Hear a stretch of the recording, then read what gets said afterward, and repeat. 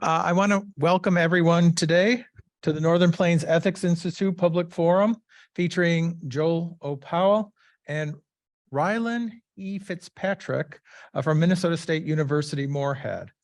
There will be comments that come to us indirectly from Captain Derek Swenson that Professor Powell will be discussing in this presentation. The Northern Plains Ethics Institute was founded in 2000 by the State Board of Higher Education. We're located at North Dakota State University. Our mission is to promote democratic and social participation in ethical issues affecting the Northern Plains and beyond, which is what this is being done today. Our goal is to create conversations in which we talk about difficult subjects and have expert speakers give their scholarship and then have conversations start after that. So if you are online or in the room, you'll be allowed to ask questions. The way we do it is we focus on civil conversations in which we look at ways of constructing things rather than being destructive. I'm going to do the name of the talk is Police Use of Force in the Puzzle of Public Safety. There's a very short bio that I've been given, and so I will read that, then turn it over to Professor Powell.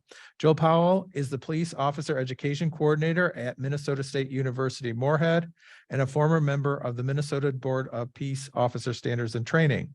His student, Rylan E. Fitzpatrick, is a sociology student at Minnesota State University, Moorhead. So that's it. So we're going to get right into it. Professor Powell.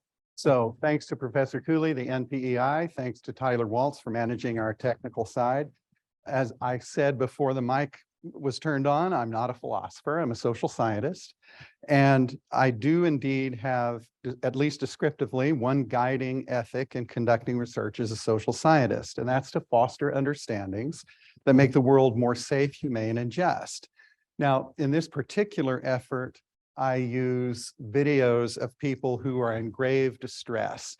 And so one of the things that I do in response to the guidelines we have from an institutional research board is I make sure that I show you screen captures of video interactions between police and citizens that have the approval of the citizens involved. The police don't really get to say anything about it because they're public servants who have to expect to be scrutinized by the public and by scientists.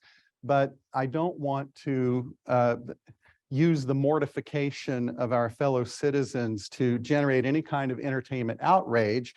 And so what I use in public demonstrations are always video captures that people have said that they want the public to view because they want their stories told. Now, I'm here today to identify citizen and police habits of relating and thinking that can detract from public safety. I do this by examining video recordings of encounters between police and citizens where there's widespread agreement that something went wrong, even though what happened and for what reasons can be interpreted differently by police and citizens. Each of the video clips we will view momentarily is part of a much larger history, of course, and any one of them could be a case study in policy, law, personality, mood, geography, biography. All could have bearing on the processes and outcomes. But in this presentation, I show you little screen captures of brief moments to illustrate common problems in police and citizen relations. Tyler, if you could show me screen number 2 on the PowerPoint. I was drawn to video recordings as data because of my dissatisfaction with contemporary research into police use of force. The largest share of modern use of force research collects large bodies of data, usually police reports, and links independent variables such as race and gender with force as an outcome in a situation. Researchers find that initial conditions are related to force. That's very clear. And most people in the United States know many of these independent variables and expect them to be related to force. Black Americans suffer the use of force more often than white Americans. Women use force less often than men. A more subtle and more interesting finding is that male police officers who are partnered with women will also use force less often. Studies like this are important for a couple of reasons. Even though the public is aware of many of these variables and activists are certainly impatient with science telling them things they already know, it's important for the police to know that these are persistent problems, and it's important for these problems to be proven or at least stated in such a way that we have a high degree of confidence that they're true. Here's my problems with this kind of research, though. What's missing from all of these studies are how these variables would be instrumental to ongoing interactions, how encounters unfold over time, and moments in situations that escalate toward violent outcomes. More problematic, we need some conceptual understanding of force beyond the common sense reports from the police themselves. So my prominent problems with conventional quantitative data on police use of force are that we're stuck with a common sense view of force as an outcome, event, or dependent variable, that the definition of force and use of force are not critically examined, and that force is presented in this either it happened or it didn't binary formulation. What video recordings add to analysis are insights into how the use of force is produced by people acting together. Our new ability to observe sequences of social action unfolding over time also illuminates the fact of force as a constant feature in police and citizen encounters, and can bring moments of compliance and resistance into relief. I want to talk about force as a constant feature in encounters between citizens and the police. In 1970, sociologist Egon Bittner observed that the study of force would lend thematic unity to all of police research. He said this not because he felt that police officers were motivated to dominate or injure citizens, quite to the contrary, but to highlight the unique property of the police occupation, that it's the only peacetime job in human history that carries the constituted legitimate authority to use force in the routine conduct of business. Everyone knows why we call the police in the first place. It's a meaning we assign to the police, that they can and will get the job done, even if they have to quell resistance or compel obedience. The police potential to use force is deeply felt by citizens. It's deeply felt by the police themselves. It's taken for granted, and it infuses virtually every encounter with the police. Tyler, could you put slide 3 up for me? This is a phenomenological view of force. It guides us away from the common sense concept of force as the end of a chapter in police and citizen encounters, and toward understanding all of the powerful displays of force in language acts, for example, that remind police and citizens that their authority is buttressed by an extraordinary power in the moment. Considering the displays that we will see in video. Okay, so I wanted to make this presentation simple and easy to see. And I've never liked locating the complexity in the presentation or the manipulation of data. The complexity is in the social act. And in this case, the social act is how police are reporting what they do. So if I see force as a constant part of the situation, I see displays of force as happening across time. And so I look at police reports, which is the lion's share of, which are the lion's share of the data in use of force studies. And there are things that police report across the close to 20,000 police departments in the United States, across the 750,000 sworn officers across the United States, and then things that they simply don't report because they're not commonsensically seen as use of force events. So they'll always report the things we would expect them to. They often report when they aim a taser or a firearm at a citizen, but they don't always report that, nor are they required in every state and every jurisdiction to do so. They seldom report the movements that they're taking across time to manage people that they have transformed into suspects. So one of the things that I was really shocked to find out was how in police report forms, which they'll call incident reports, response to resistance, and use of force report forms, that they very seldom will report handcuffing as a use of force. Now, the experience of people is that handcuffing is a very forceful moment in their lives. But in the experience of the police, it's actually a very routine act. I had a student who collected 72 police use of force report forms from around the nation, and one of the 72 had a particular category that mentioned handcuffing, one of the 72. That one was the Moorhead Police Department.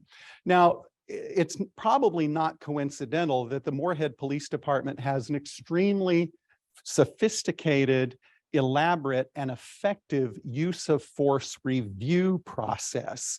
They begin the use of force review at very low levels in the command hierarchy, and it moves all the way up. Every time they have a complaint about use of force, every time they have a complaint about use of force, it's going to be reviewed the same way, all the way through the chain of command.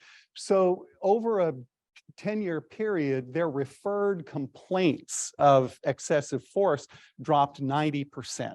And I think that they take the encounter very seriously, and they know that their command presence and the things that they do in interacting with citizens can be very frightening and threatening to citizens. So I think of these things as displays of force that remind the police officer and the citizen in the encounter that there is one person in charge, and that person has an extraordinary authority to exert force in order to make that program of action be the one that happens. So Tyler, if you could show me the very first video. I have my own personal space. What do you mean I have no personal space? Keep mad dogging me. No one's mad dogging you. They're looking your direction. Keep mad dogging. If you know what that is, then you need to fucking go black classes, retard. Excuse me? You heard me. So this, I don't want you to think that this happens all the time between police and citizens, but this invasion of space is in such a threatening way as this.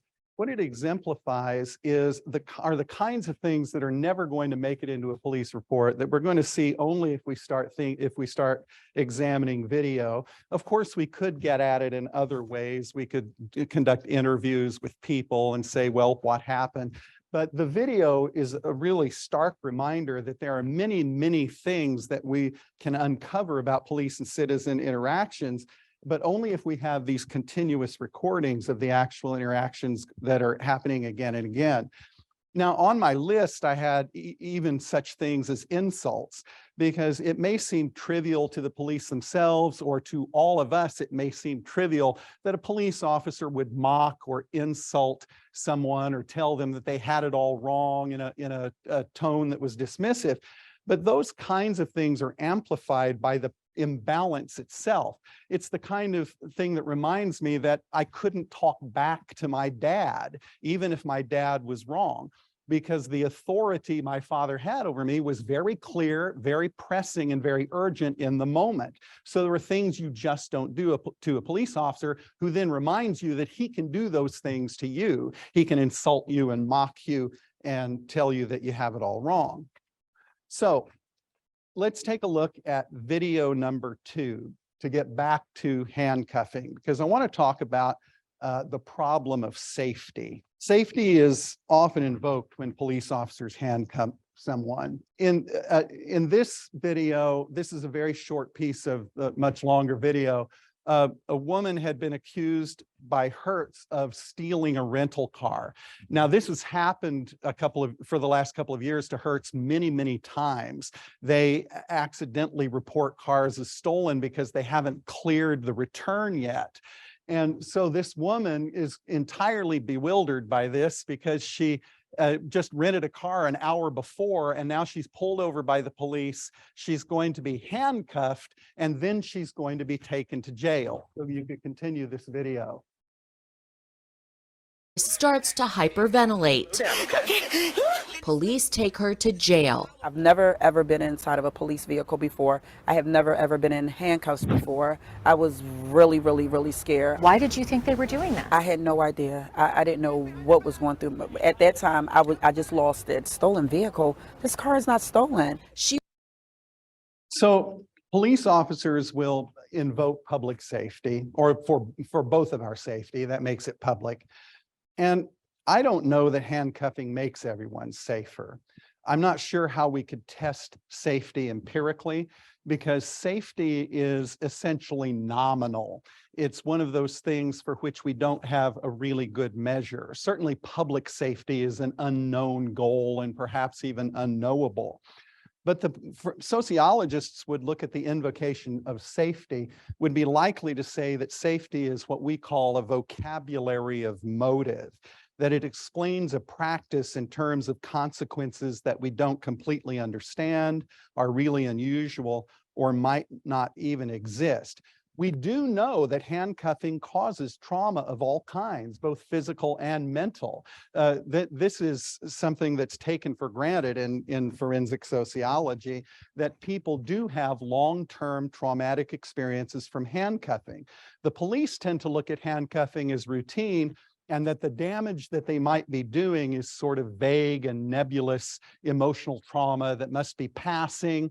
And also that if they get the handcuffs on and off quickly, that the public should simply understand that the handcuffing was necessary. Officers arrive on scenes in some jurisdictions whenever ambulances are dispatched. Mental health workers will complain that ambulances are sufficient and that officers tend to handcuff old people suffering from dementia, which is needlessly cruel and damaging. On balance, it seems that more handcuffing is going to create more damage. But the police tend to think in terms of critical incidents and craft lore. So they know that at least once something really bad happened when they didn't handcuff someone, something went wrong. And so now every police officer has to be aware of that possibility in all encounters with the public. Handcuffing then is imaginative in the sense of trying to prevent any number of disasters that might happen. But it's unimaginative when police are vaguely aware of possible trauma, but don't consider other possible damages as well, like to career or reputation. This is a real estate agent, and there's a phone call into the police that someone has broken into a house, but the realtor during an open house has two customers who are looking at the house. The police have called the realtor and the customers out and handcuffed all three of them. But what I want you to see is how absurd the situation has become. And so if you run the video, we'll see this. The realtor wants to prove to the police that he can actually get into the house. But his key is on his telephone. Copy 2160 on 3 in custody, release in the air. Just run to the house. Leave him handcuffed and make him 2160, the owner's name and TX is in the call now.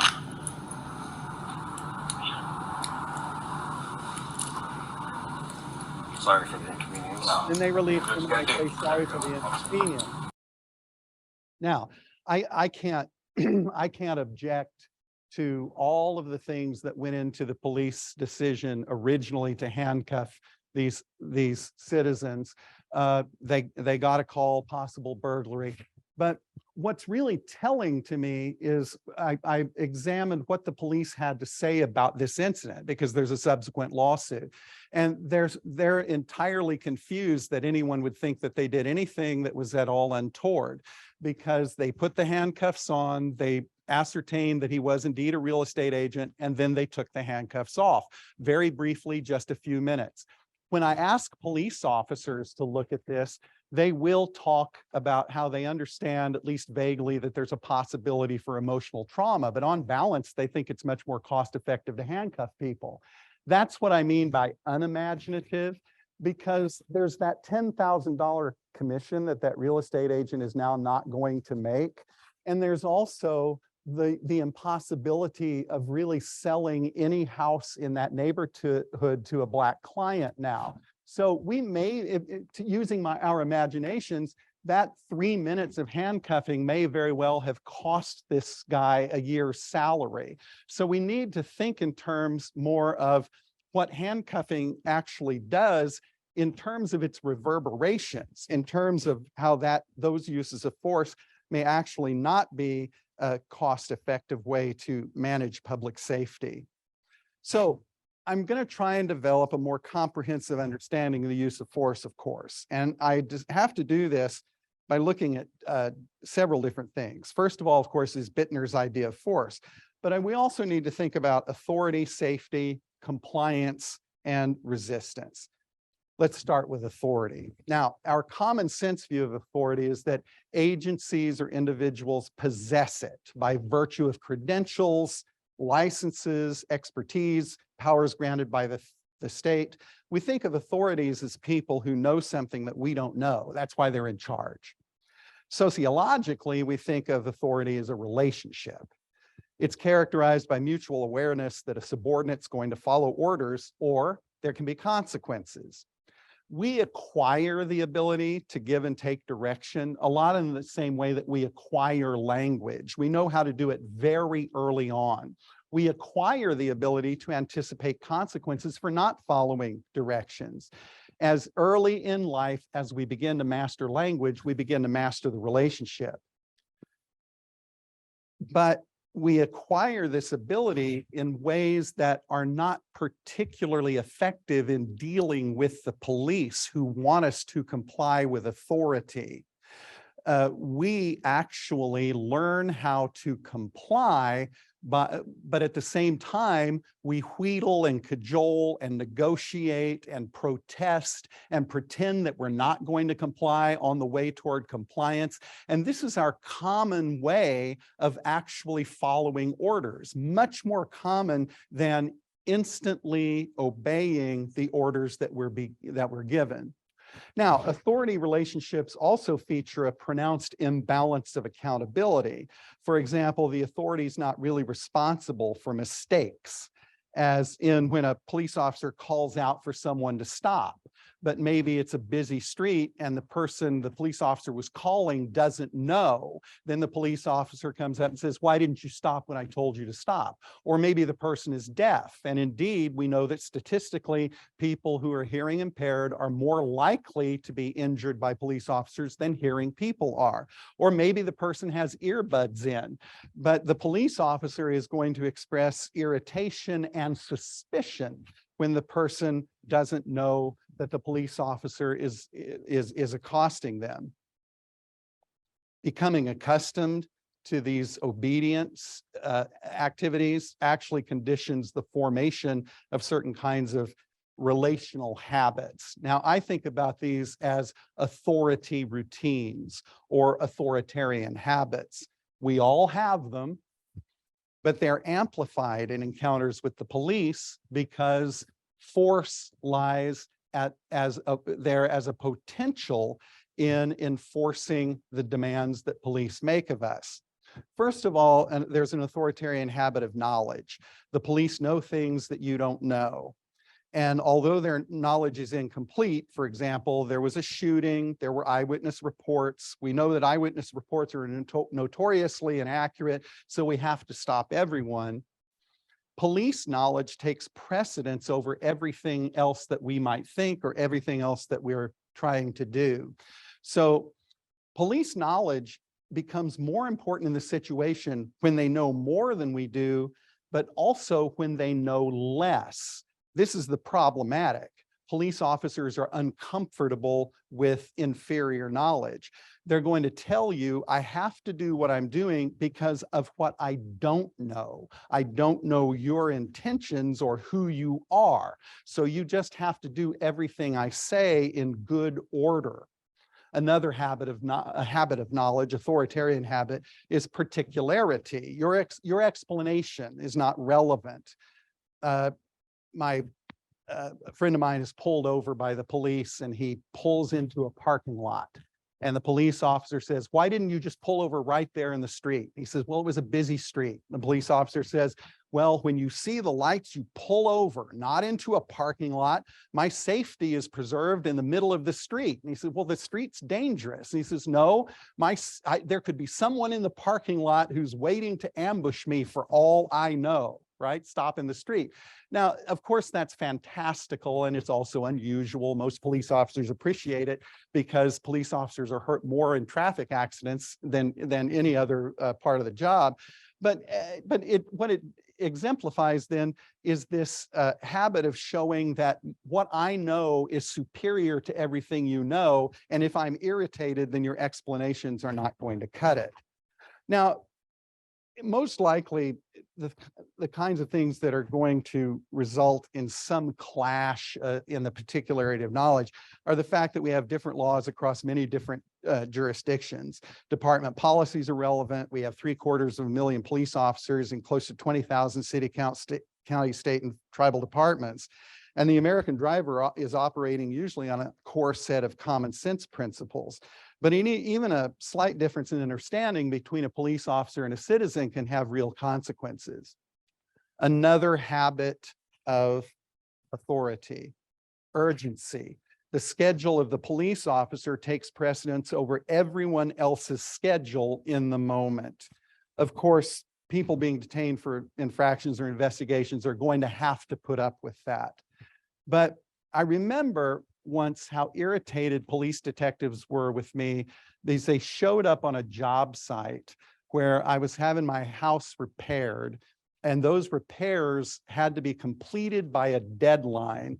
And the deadline was, my mortgage was contingent on the completion of those repairs. So they take two people off of the job site and keep them in the back of a police car for 2 hours. And I finally went out there and I said, what's going on? These guys need to be back at work at my house. And how irritated those detectives were that I would even ask about it. Well, this is an ongoing investigation. Well, it turned out it was an investigation of a burglary that would have cost significantly less than the thousands and thousands and thousands of dollars it was going to cost me in order to deal with losing a particular percentage rate on my mortgage. Now, this is not something we expect the police to know, but what I want to emphasize here is that urgency like this is an authoritarian habit, that my business is always more important than your business. Now, another habit of authority is what I call narrative solidarity. Other officers or supervisors arrive on a scene and the arresting officer tells a story about agitation, belligerence, then we look at the video and it's demonstrably untrue. But the perception of agitation or belligerence on the part of the police officer is going to be privileged by all the other police officers. And that subjective interpretation then of the police is given privilege in that moment. And you can often in videotape see the outrage of people as that story is being told when they themselves felt that they were calm and collected and measured and thoughtful throughout the entire encounter. Now, another habit of authority I want to put up here is the idea that authorities feel as if they're eminently understandable and that their desires are completely understandable and that our intentions are so clear that anything that you do that doesn't coordinate with our intentions must be in some way resistant. So if you put up video number 4, this is Sam Montgomery, Cincinnati Bengals lineman, who is being arrested for speeding. NFL? Yes, sir. You're under arrest. Step out, please. What I do? 89 and a 55. Keep your hands where I can see them. Step out, please. You're under arrest. Turn around, face that way, please. Turn around, face that way, please. Spread your feet. Spread your feet. Wider, wider, wider. Point your toes out. Reach back with your hands. Sound of my voice, look forward. Do not look at me. Reach out, palms up. Reach out, palms up, toward me. Back. Hands behind your back, palms up. Hands behind your back, palms up toward the sky. Do not move. Look away from me. Look away. Look away. Keep your feet together. Sir, if you cannot follow my commands, the next thing you're going to get some taser. Spread your feet. Okay, now I want to make sure that you understand that police officers look at this video and they think it's very poor policing. I mean, it's not as if they think that this is the kind of routine that everybody should expect. But this is, for me, this is an extreme example of the habit of understandability that police officers feel as if you don't follow my commands, then now the responsibility lies with you for whatever consequences are inevitable and morally neutral. Like if you cannot follow commands, I will have to tase you. I'll have no choice but to do that out here on a dark road late at night. Okay, now another habit of authority is what I call the habit of legitimacy. The idea that there's a legal, rational authority of the police that should be clear to everyone. Tyler, could you put up video 5? That's the Myrtle Beach bikini arrest. The police expect that their authority serves to justify their actions and that this should be understandable to everyone. In the moment, however, how are we going to process something like this? This woman is being arrested for indecent exposure from a recent ordinance passed in Myrtle Beach. She has already protested to the police that she's worn this bikini to the beach several times without incident, and now the police are arresting her for indecent exposure. Could you run that video? If you stop acting like this, we'll Sam, just relax. Just relax, all right? Well, no. So, she's being detained. She's being detained right now. Okay. All right. The way she's acting. Okay. And how is that? No. How is she just acting in your eyes? That's all I want to see. I just want to. Tell me she's not going to listen. No, she didn't say that. She asked you. She asked. So I talked with my police friends about this particular video, and this is what they see. They see a need for more women police officers. They know that their profession's male dominated. They also see a young woman who should have cooperated better. Maybe she wouldn't even have been handcuffed. But I show this to my friends who are young women, and they're absolutely appalled by it because they can't imagine how she's supposed to see through what she's experiencing to the legitimacy represented by the police in uniform and their constituted state authority to take her into custody. Because what she is a young woman who is being manhandled on the beach by 2 young men. And after that, she's not going to process anything else. And so the reason I mention this habit of legitimacy is because it isn't because we see the police as not legitimate. It's because we can't see through to that in the confusion, fear, and distress of the moment. Another habit of authority is one that I call reassertion. And that is that we can't allow a citizen, now a suspect, to direct a program of action. Over and over and over again, when you look at videos, you'll see people saying, "Don't touch me." And that triggers an escalation of force on the part of police officers. You may get a short lawful order and then some questioning or refusal, but "don't touch me" is one that seems to recur a great deal. So in this next video, which would be video 6, Tyler, a woman is taking photographs of property for her employer, and she's resting in her car, and the police have initiated an investigation because they see a car on property. Then they don't recognize the car, and the car has been there for a while. So the police then have heard her explanation. "I'm at work, there's been dumping on the property," but they're not satisfied with that. Go ahead and play this video for us. Cameras during their interaction with Dunlap. If you can let go of me, ma'am, I will. Can you undo your seatbelt? Okay. Ma'am, please stop. Please stop. Can you unhook her Can y'all stop? Like, what are you doing? You got her seatbelt? Please stop. Stop Please let go of me. resisting. Stop resisting. Please, I'm not You got me. Yeah, you are. You got me. Okay, all right. What are you Come doing? on out. Come on out. Ma'am, okay, don't drag me out. Well, then get out of the car. I will if you I've will asked you multiple if times. you will Get out of the release car. my arm. Get out of the car. If you will release my arm, step out I of the will. vehicle. Step If out you of the will vehicle. release my arm, Step out I of the will. Because you're grabbing my arm very tightly. Okay. Now, look. Let me go. Okay. And Now, I'll step back and don't let us. start. Okay. Step Okay. back. So the great American social psychologist Carl Couch would have seen this transformation of two people trying to get situated, a transformation to one person acting upon the other.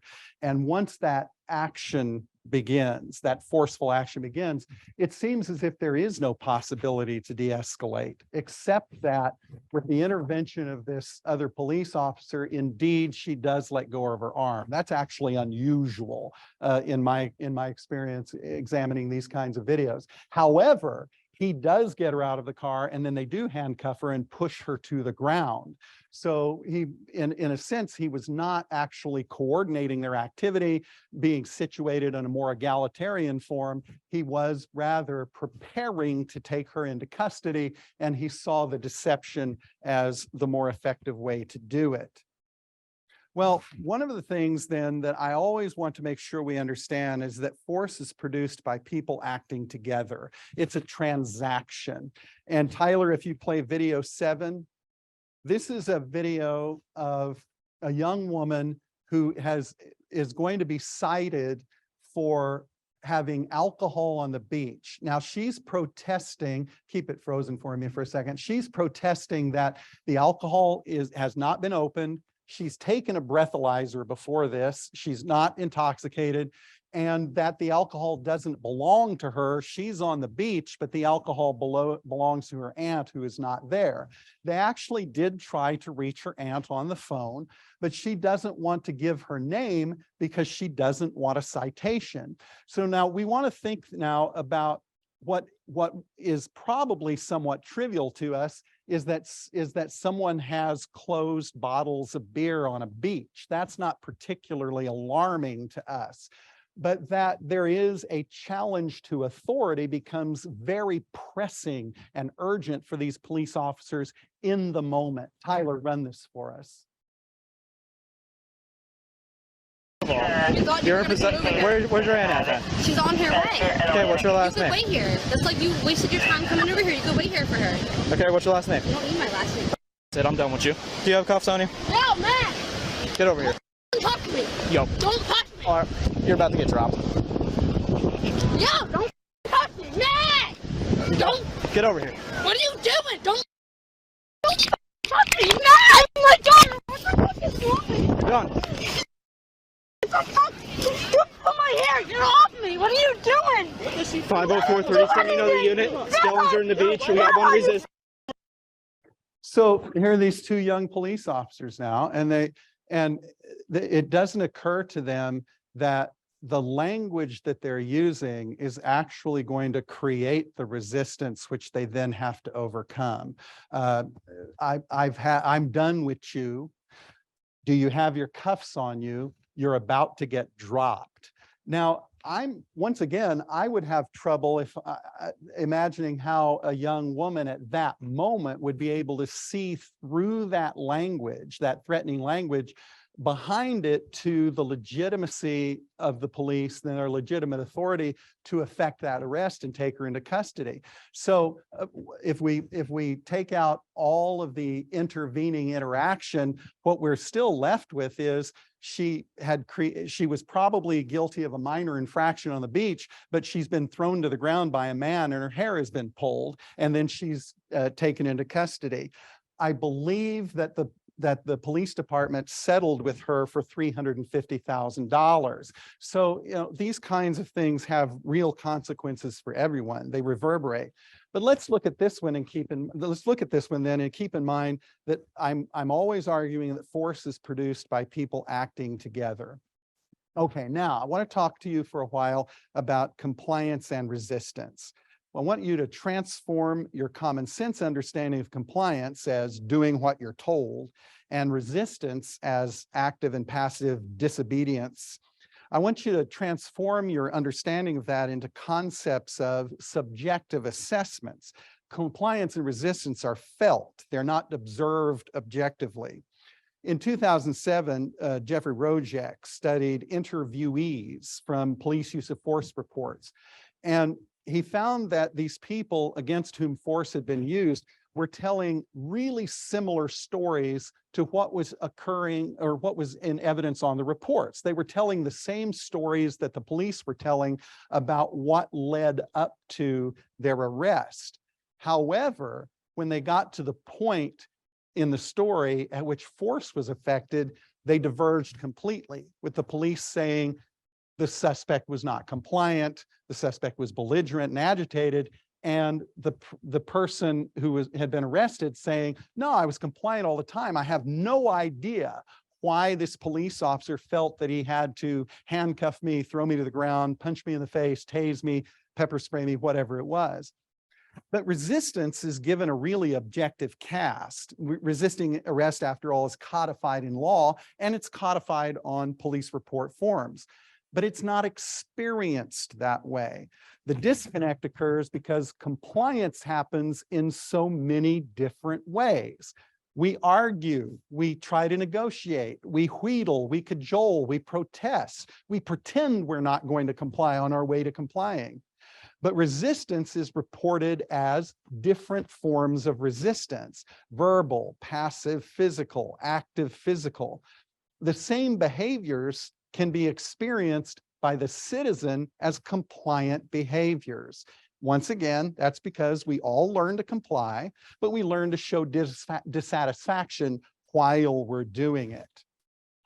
Now, I want to show you the next video. It's video 8, Tyler.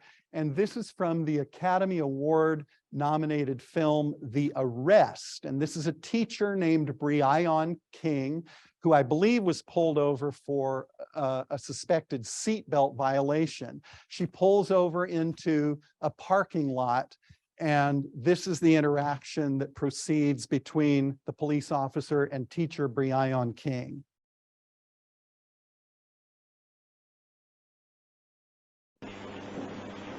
But I'm already stopped, so technically can you stop me? Because you didn't pull me over because I parked. You only talk, ma'am, you were about to go inside without a wallet, so I know you're only coming here because you know I was coming to pull you over. Mm-hmm. I can absolutely stop you if you've already parked, yes. Mm-hmm. Yes, it's your driver's license. Mm-hmm. All right, take a seat back in your car so we can close the door. Mm-hmm. Put your feet back in the car so I can close the door, Please please. hurry up. Okay, ma'am, stand up for me, okay? No. No, why are you touching me? Stop resisting. Oh my God! Stop resisting. Oh my God! Stop resisting. Stop resisting. Stop resisting right now. Get out of the car. I'm getting out. Let me get out. Do not touch me. Do not touch me. Get out of the car now. Ow! Oh my God! Put your hands behind your back. Oh my God! Put your hands behind your back, you underwear. Put your hands behind your back. God, why are you doing this to me? Put your hands behind your back. Put your hands behind your back. Oh my God, are you serious? Put your hands behind your back. Oh my God! I'm about to tase you. Leave me alone! Are you kidding me? Put your hands behind your back right now. Will you let me get down, please? Get down. I'm pissing off the stop. Are you kidding me? Oh my God, I'm Put your hands behind your back. That's what I was doing.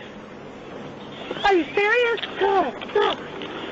Don't stand up. I'm not trying to stand up. I'm trying to put my hands behind my back. God, damn. Are you serious? So I watched this, and I'm always struck by how in the midst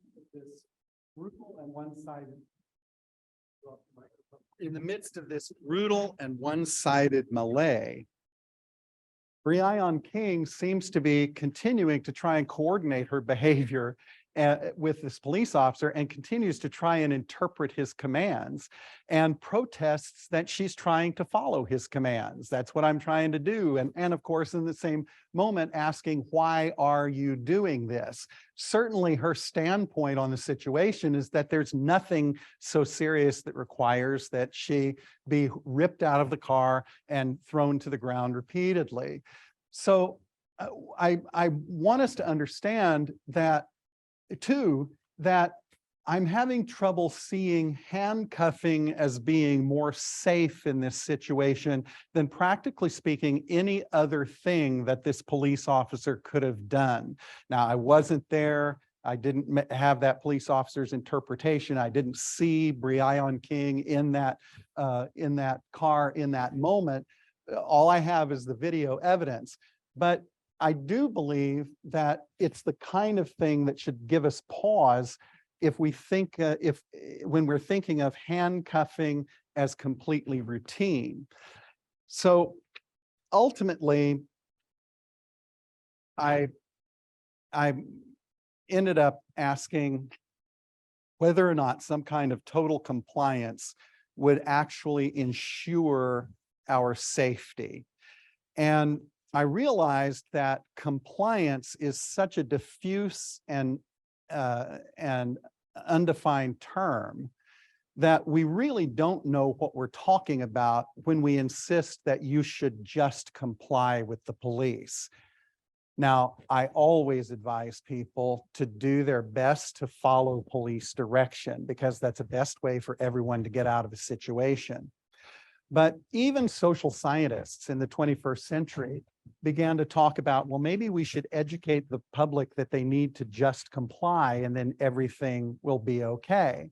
Except that compliance does a lot of things for people because people have so many different interpretations of what is compliant and what is resistant. So Tyler, if you put up the next video for me.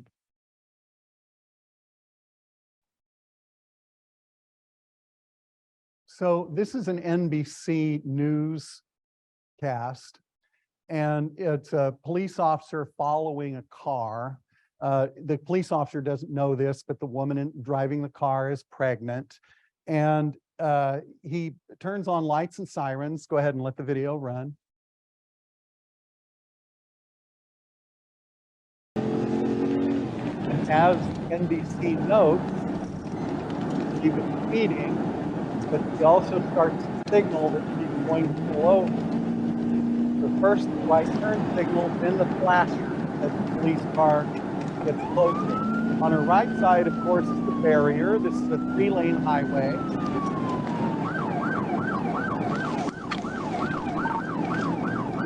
But as you'll see, the police officer has decided not going to stop, so that so they hit the inside wall. He executed what we call the pit maneuver.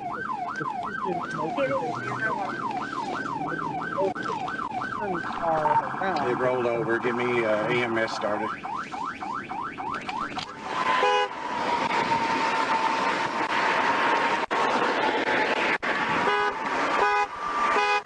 Can you get out? Come on out. Come out this way, right here. Come out this way. Can you come out? Yeah, hold on a minute. Can you get out your passenger door? Here, I'm gonna move this, watch your head. Why didn't you stop? Because I didn't do what he was saying. Well, this is where you ended up. Watch your head. Can you come out this way? I got plenty of room right here. And so this pit maneuver then is executed by a police officer who's made the decision that the driver is not compliant, that the driver is not pulling over when the driver's supposed to. Of course, we all know that that driver was looking for a safe place to pull over. And we must be confused at how the police officer would interpret this as a necessary act in light of the fact that she had been signaling that she was going to turn over. This kind of thing has become particularly problematic. And when I look at videos, especially for people of color who have a thoroughgoing understanding that being stopped by a police officer puts them in more jeopardy than it does white Americans. There's no getting around that. All of the research supports it, and it's not a gratuitous criticism of the police. It's a fact of life, because of course supremacist tendencies exist in all of our institutions, implicit biases as well. But Black people in America talk to one another about the best way to manage police stops. And it's always pull over into a well-lighted place, pull over into a place where there are other people, record what's going on. And these concerns for safety are not only dismissed by American police, but are often seen as threatening or suspicious or illegal, and that action needs to be taken. So finally, I say, well, can I treat this as a researchable question, knowing that compliance and resistance are subjective assessments as much as they are legally elemental phenomena? And this, all you have to do is comply ideal, is simply not going to work. Let's look at our next video. This is a man in Cincinnati who is filming himself because a police officer started to follow him. And he's been stopped before. And so he's got his commentary going, which we should listen to, and then also watch the stop. Go ahead, Tyler. Thank you. Walking down the street, cop just asked me, do I have a problem? Sir, I need to stop right there. Sir, and you need to stop right there. What's your problem? I'm about to... I charge you to cross against the light. I cross, it says walk. It says now, turn to walk right. Sir, you was scaring me, sir. I don't know why you're following me. Okay. Anyway, you followed me all the way down the street just so you can get... Sit stuff down for me? Oh, I don't have to sit my stuff down. Here's my ID. Here's my ID. I'm getting my ID, man. Don't fucking touch me. I told you. Why are you touching me? I can get my ID out of my pocket. I'm not asking you to reach for anything. Okay, you talk about sitting my stuff down. I don't have to sit my things on the ground. This is my phone and my cappuccino. I didn't do anything. On the ground. Hey, bro, I don't have to sit. No, I don't have to. I don't have. So here, a guy is walking down the street, and from his point of view, he's minding his own business. He's drinking cappuccino, and maybe he crosses against the light, which is an entirely minor infraction. But part of this is a problem in Cincinnati from a couple of years ago where they were determined to do a lot of proactive policing, where they wanted to stop lots of people so they could find out who had wants and warrants. And part of it's a problem with the experiences of people in Cincinnati who've been stopped multiple times by the police. If you look at what happens here, he's anticipating what the police officer is going to want from him, so he reaches for his ID. Well, of course, that's wrong, because you're not in charge. You don't even get to do what you know I'm going to ask you to do it, because I didn't ask you to do it yet. So I didn't ask you to get your ID. That's the offense at this point, is that you moved your hands in a way that were threatening from this police officer's point of view. I actually also am concerned that it's routine to ask people to put their food on the ground. I mean, it's not like I see it all the time, because of course it's highly situational, but that one troubled me right away, because put your food on the ground seems to me to be gratuitously insulting. Why can't he issue the citation without moving this guy around and taking charge of his food? But ultimately, it's a minor traffic infraction results in an arrest, resistance charges, and so on. Now, I think in terms of how when we try to comply the way we anticipate the police officers want us to comply, that we may put ourselves in danger of doing things like over complying or anticipating what kind of compliance a police officer might ask for. And we're not trained as citizens to deal with the very unusual event of an encounter with a police officer who is suspicious of us or worried about their safety. So my last video, I want to show you someone who's complying as best as he can and what the consequences are. This is in South Carolina, and it's a seatbelt violation, and the driver has pulled over into a parking lot. So you know, this resulted in a $250,000 legal settlement in favor of this driver, and the firing of this decorated police officer who I mentioned the year before had been involved in a very heroic shooting for which he was decorated.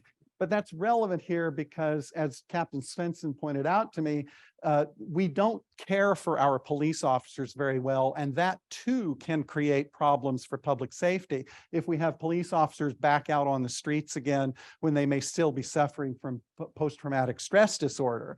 So in this video, you'll see it's in the first 5 seconds how desperately this motorist tries to comply with the police officer's requests and orders. Tyler, run it for us.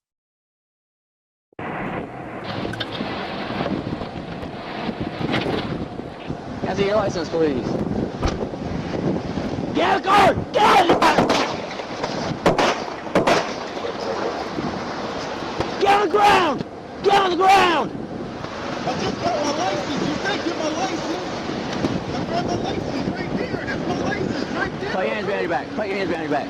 Put your hands behind your back. Put your hands behind your back. Put your hands behind your back. What did I do, sir? Are you hit? I think so. I can't feel my leg. I don't know what happened. I just grabbed my leg. Brakes on 866. I need a 1050 too. Why did you shoot me? Well, you dove head first back into your car. I'm sorry. Then you jump back out. I'm telling you, get out of your car. I'm sorry. I didn't. So you hear the question and you hear the response. Why did you shoot me? Because you dove head first into your car. Now, I'm not going to make real judgments about this policing. What I want to make judgments about is the diffuse idea in American culture that somehow if all we would do is comply, that everything would be okay. Because we have armed and armored individuals in our daily lives, and they have lives as well. And some of those lives include injuries that were done to them on the job. And compliance is not our guaranteed way out of a situation.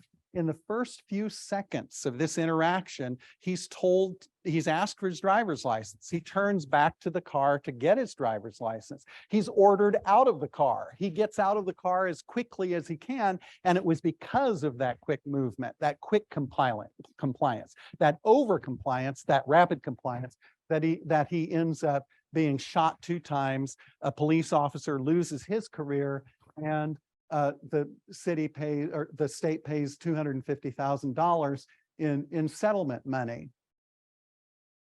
At this point, I think I want to stop and see if there are any questions. I find it interesting you use the word force all the way through here. I just finished starting an introduction in one of my classes, War and Violence. And so we use the word violence instead of force. Is there a big difference in policing between those two words? When I analyze this, and I'm considering force as a constant feature in the situation because it's a meaning that is assigned to the agency.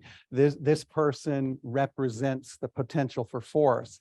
I want to move us away from the idea that force is the outcome. Violence is often the outcome. Force is being displayed, it is being invoked, it's being felt throughout the encounter. But we see a lot of violence here too. Violence would then be the outcome. So that would be the difference I would make. The police don't talk in terms of violence, they talk in terms of use of force. they tend to see their interactions as being essentially binary. It's dualistic. I will respond to resistance. As resistance escalates, I will escalate my response to it. If there is no resistance, then everything I do is not force, including handcuffing people, insulting them, mocking them. Force is defined by the police in terms of what they're going to report to their superiors and the reports they're going to file that may show up in evidence in court later. So I think those definitions are both binary and limiting. But I have to agree with you. The outcomes are often violent. Possibly a more important question is, when you were talking about how there's a different perspective between the police officer and the person who is a suspect or the citizen, when there is an interaction, automatically both people think there's something that's gone wrong. So this is not a pleasant, oh, hello, how are you sort of thing. Something's gone wrong. And if you're suspected of something going wrong, you're the wrongdoer. I would think that most people automatically think I'm not safe here, even if it's a police officer. And if you are in the wrong and you know you're in the wrong, you immediately react by trying to become defensive and protect yourself. Is that part of your research, that's part of the reason that compliance, there's no such thing as automatic compliance? A subset of the videos that I examine, and over the last few years, I've examined thousands, but a subset for me that's really important is when people make clear invocations of the problem of their safety. I'm recording you, officer, for my safety, for both of our safety. I pulled over here because I felt more safe. Would you please call a supervisor because I don't feel safe? You know, so when there's a subset that's really important to me where people are talking explicitly about safety.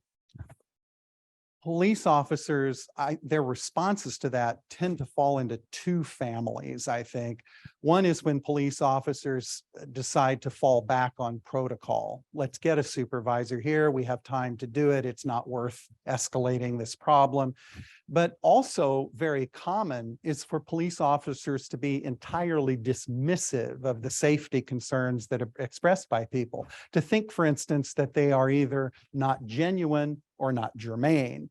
I'm a police officer, so everything is going to be okay because I know what we're doing.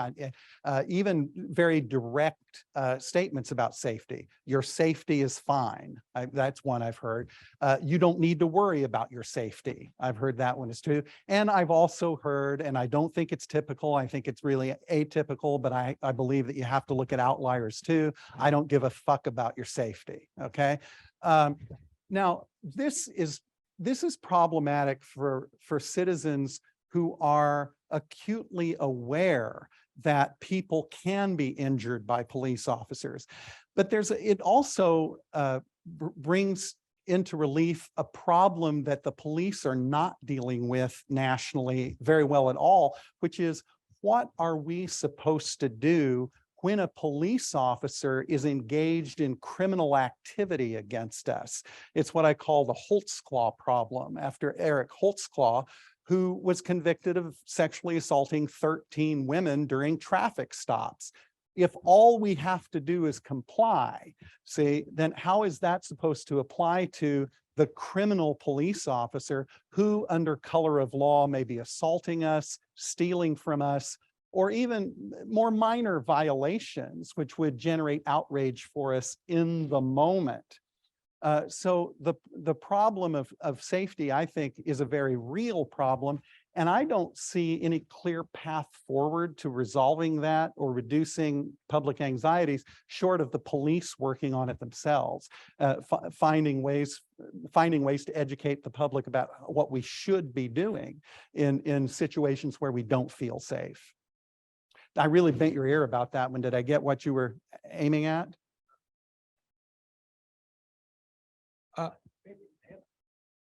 Maybe you can shed some insight, but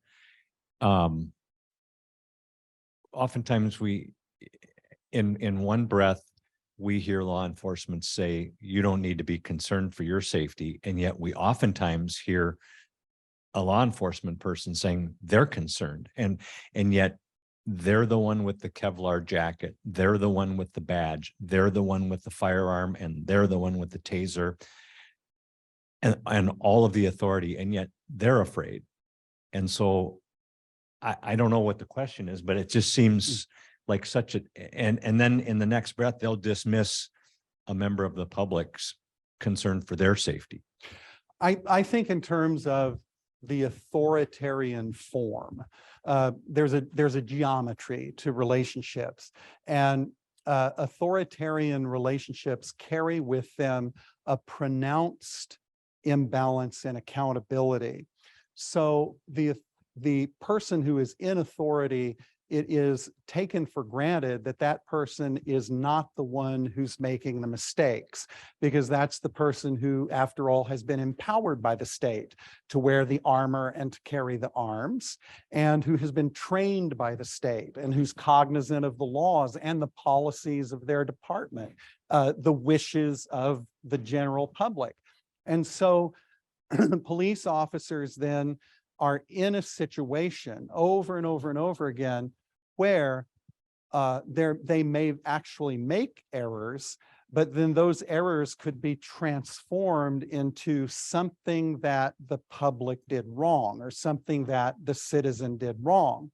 Now, because of the profound imbalance in accountability, all of those accounts for what went wrong are leveled at the citizen, as if, for instance, the use of force is this morally neutral activation. You might not be criminal, but you made an error that required me, according to my training, to respond in a certain way. And I don't know. I mean, that's just an observation. I don't have any ways to address that effectively, because it's a quality of all authoritarian relations, that pronounced difference in accountability. In the chat, we have Kayla asking, what is the way forward and how do we change the culture of force? Okay, and thank you, Kayla, for that question. When we see real positive changes in police community relations, it almost always occurs because of real crises in police community relations that result in profound legal and policy changes. It isn't so much that we're going to be able to change a culture of force. That culture of force has to follow along behind policy and legal changes. So when I recommend ways forward, these are very commonly known ways forward among criminologists and police activists. We need to police significantly fewer minor infractions than we do. We need to make sure that the police are not our first line to respond to every single possible emergency. The police need to be assisted by mental health professionals, up to and including the point where mental health professionals answer as much as 20% of the calls that police are often answering. We know this because experimental programs have become routine in places such as Eugene, Oregon, where social workers and mental health professionals will answer trespassing calls, public intoxication, domestic abuse, domestic abuse calls, mental health crises calls made by families. And we see significant reductions in violent events and violent encounters between police and citizens. So the way forward will always be policy and law. And the reason I say that is because training is on the list, but I think it's important, but it's third on my list. We know that small amounts of de-escalation training can result in large reductions in forceful outcomes.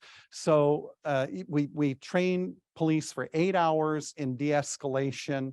The training takes, and we can see 20 to 25% reductions in violent outcomes in police and citizen encounters. So training's important too. But I'm also a little bit, it's third on my list in part because I'm skeptical of some of that data. I know that we get a reduction, but I don't know if it's profound as what's being reported, because remember, use of force is defined by the police already.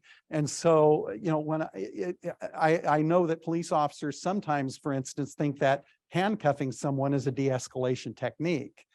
And it may be that handcuffing people is often very necessary right there in the moment, and that de-escalation can then proceed after the handcuffing has occurred, but that they would see handcuffing as a de-escalation technique also shows much, not as often, but still sometimes, police reports in which police say, I drew my firearm in order to de-escalate the situation, right? I mean, and that contradiction is to me really quite extraordinary.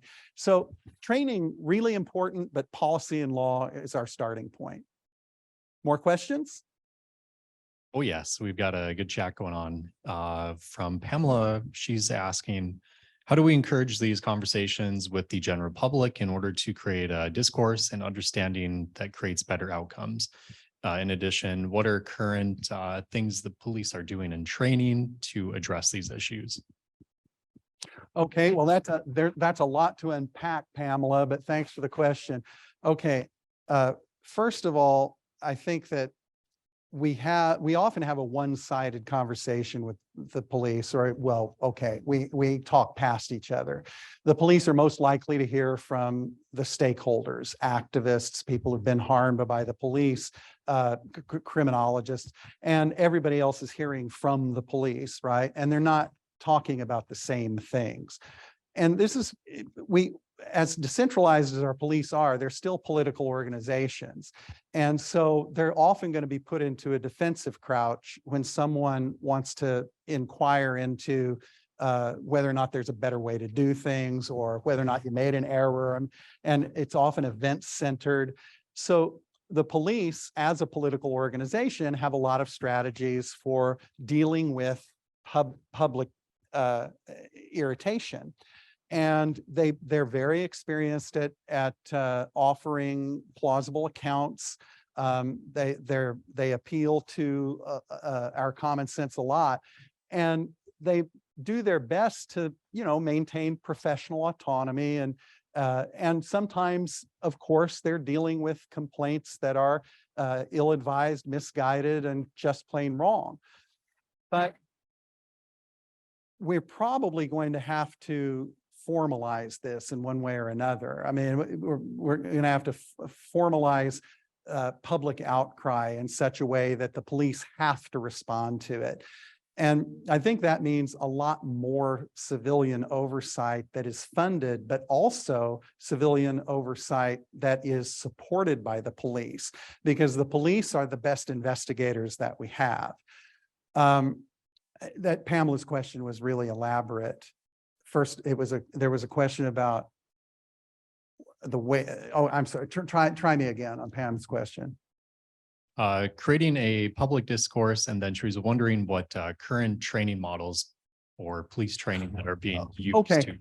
Well, I was on the Minnesota Board of Peace Officer Standards and Training, and I was there during the time of both the Philando Castile shootings and the George Floyd murder.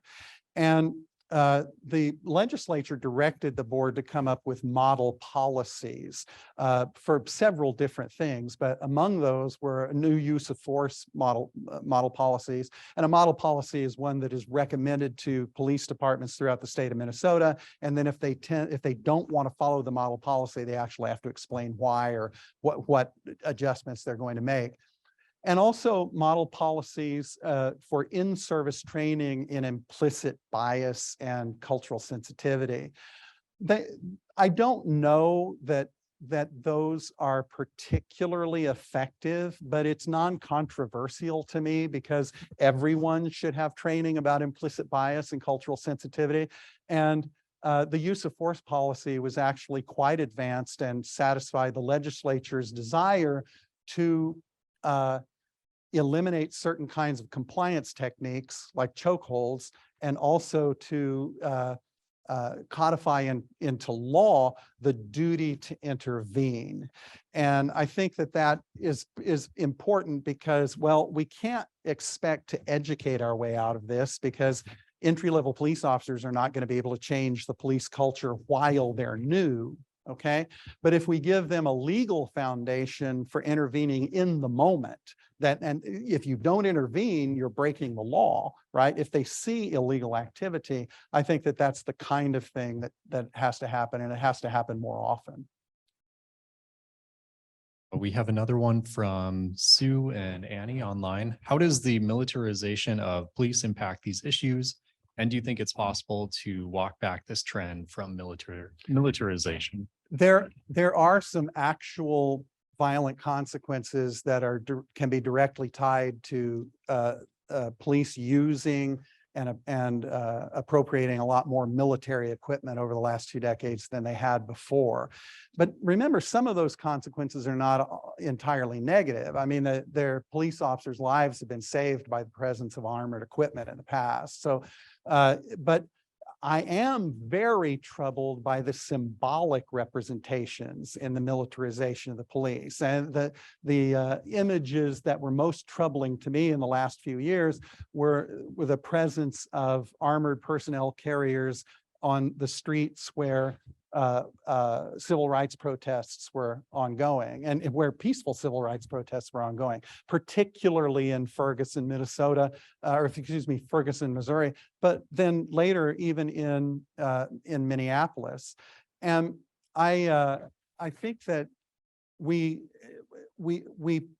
probably made a mistake when as a nation we decided it was appropriate to start gifting military equipment to local police departments.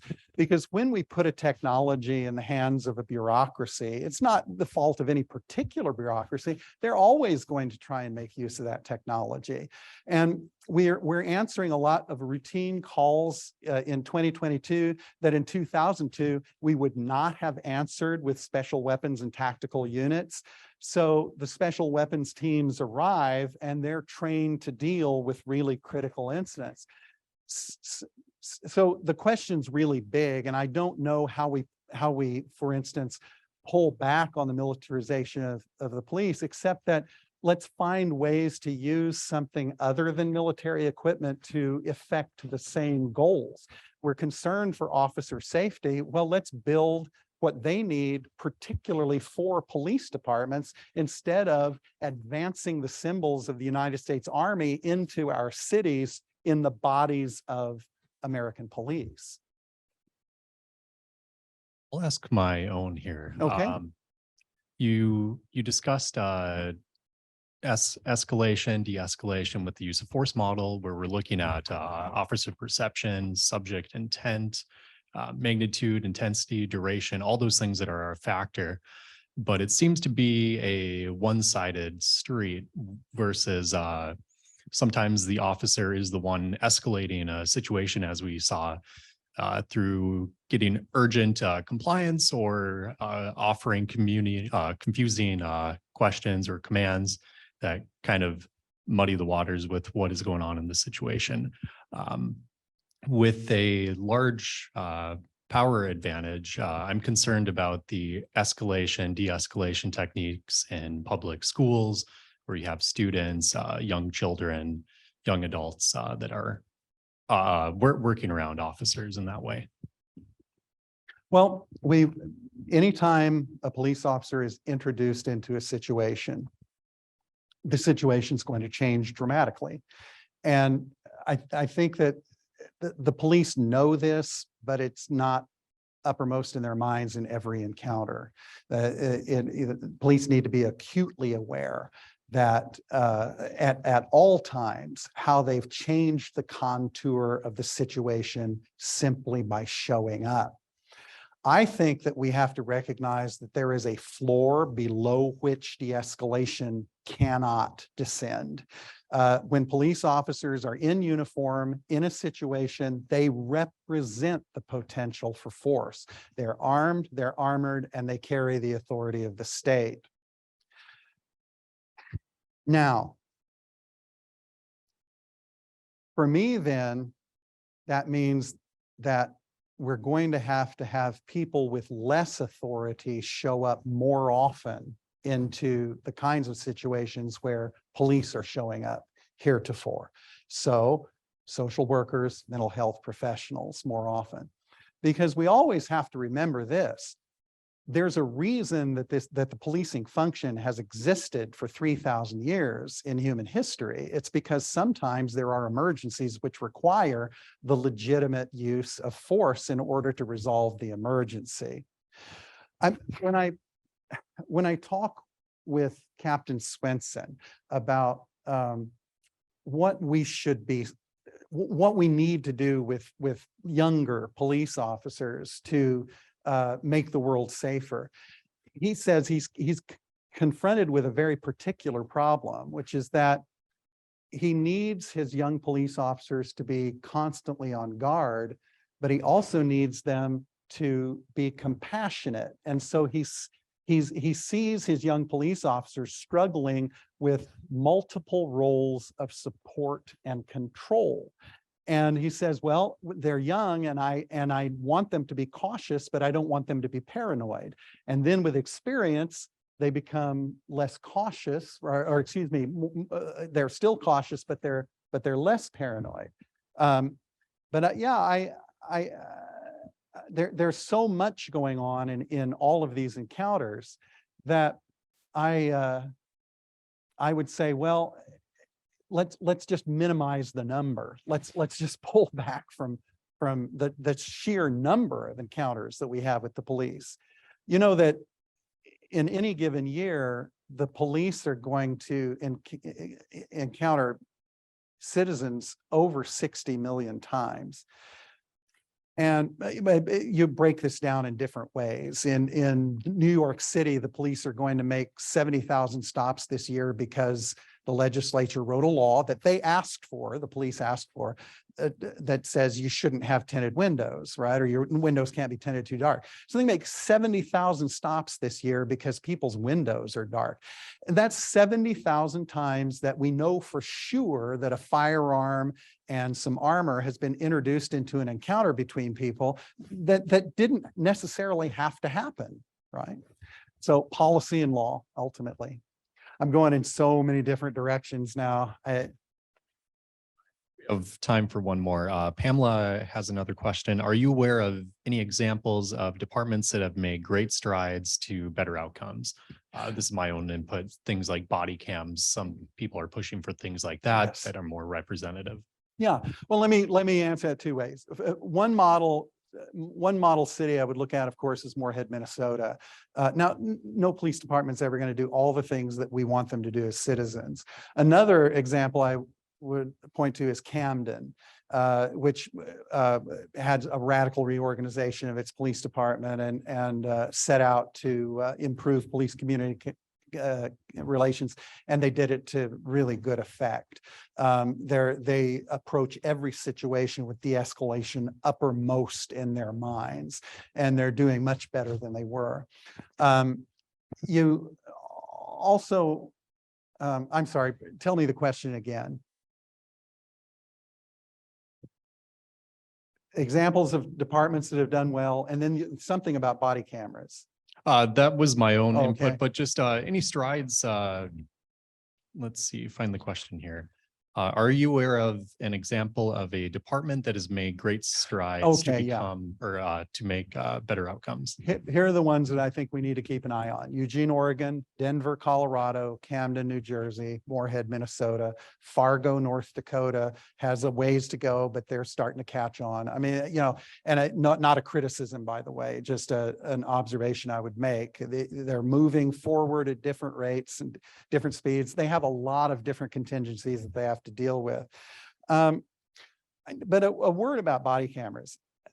Body cameras are often presented to us as somehow the yardstick of reality. And that's not a really, that's obscures some problems with body cameras. One is that the body camera represents the police point of view better than any other point of view because it's facing out. So if, for instance, we want to truly understand more of what can go on in these moments of interaction between people, we need cameras other than body and dash cameras. We need cameras looking back at the police as well. That's citizen-held cameras, stationary security cameras, commercial cameras, and so on. But you also want to look too at how successful body cameras have been once introduced into police departments. They're successful from the point of view of police officers themselves. This is something that police officers are asking for, and I think that they really ought to get them. The Los Angeles County Sheriff's deputies were buying their own body cameras because much more often the body camera is going to end up vindicating the actions of police officers. Now, it doesn't vindicate them always for me or for all of the citizens, but legally vindicating the actions that police officers take. Body cameras, there is some evidence that they make the public behave a little better when they know that they're on camera. Body cameras reduce citizen complaints and referred complaints, that is, complaints that are sustained and then moved up the chain of command. So, but then too, a few years ago, the police said body cameras, what a dumb idea. And then they, because of their sensitivity to both craft lore and critical incidents, they all pointed to this one guy who got hurt because he was trying to get his body camera turned on, and then a suspect hurt him. Okay, well, one time. But body cameras are enormously important in coming to terms with how we're going to relate to police officers and citizens in that ongoing encounter. Well, I'm going to have to draw this particular talk to a close. I want to thank Professor Powell for the presentation. As I said, our mission is to promote democratic participation in ethical issues affecting the Northern Plains and beyond. We asked two questions. What kind of society do we want to live in, and how do we get there? This is a very helpful approach to it. I want to let everybody to know that 2 weeks from today, and the main campus of NDSU in the Hidatsa room of the Memorial Union, Professor Powell will join NDSU's Professor Carol Archibald to have a conversation furthering this discussion of the use of force and policing in the community. So you're all invited to that. We'll be, of course, be doing notifications and so on, but thank you again, Professor Powell. We would have a round of applause, but apparently most people are online, so they can applaud you there. And we hope to see you in 2 weeks. Thanks for having me. Thank you.